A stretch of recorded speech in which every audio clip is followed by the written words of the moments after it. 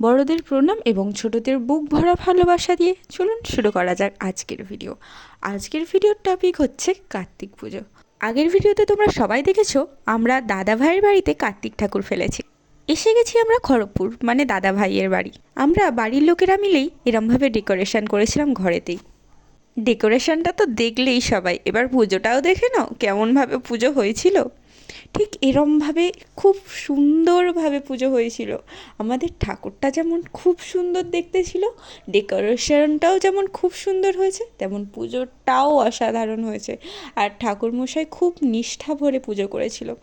পরের দিন সকালে বাউন ঠাকুর এসে বলেছিলেন যে ঠাকুরটা বিসর্জন দিয়ে দিতে সকালেই, কারণ আমাদের একটু আঁশ খাওয়া দাওয়ার ব্যাপার ছিল।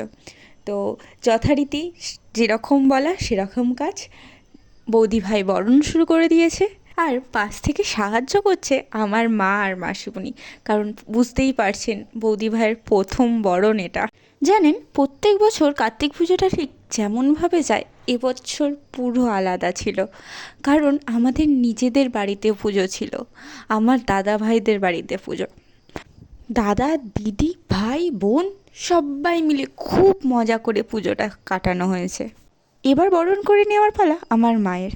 আমার মাসিমণি বরণ করতে পারেনি, কারণ রান্নাবান্নার দিকটা সামলাতে হয়েছে। মাসিমণি খুবই ব্যস্ত ছিল, কারণ ছোট্টখাট্টো করে একটা খাওয়া দাওয়ার আয়োজন করা হয়েছিল দুপুরে। এবার পালা আমার মিষ্টি খাওয়ানো। জানেন, খাওয়া দাওয়ার ভিডিওটা নেওয়াই হয়নি, ভুলেই গেছিলাম এত কিছুর মাঝে, আর এইসব মনে থাকে। চলুন এবার পালা ঠাকুর বিসর্জনের। ঠাকুর নিয়ে আগেই চলে গেছিলো আমার দাদা আর দাদার একটা বন্ধু। এবার আমাদের পালা যাওয়ার। আমি একটু উলু দিতে পারি, তাই আমাকেই উলু দিতে বলেছিল। পুজো তো খুব ভালোভাবে কাটলো, এবার তো ঘরে যেতেই হবে। চলুন এবার ঘরে যাওয়া যাক।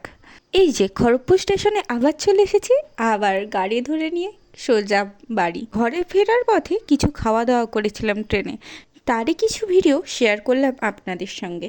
খাবার দাবার খুবই ভালো ছিল, আমার তো স্পেশালি দিলখুশ খেতে খুবই ভাল লাগে। ভিডিওটা এখানেই শেষ করলাম। যদি ভাল লাগে আপনাদের তাহলে লাইক, কমেন্ট, শেয়ার করতে ভুলবেন না। Tata, bye bye.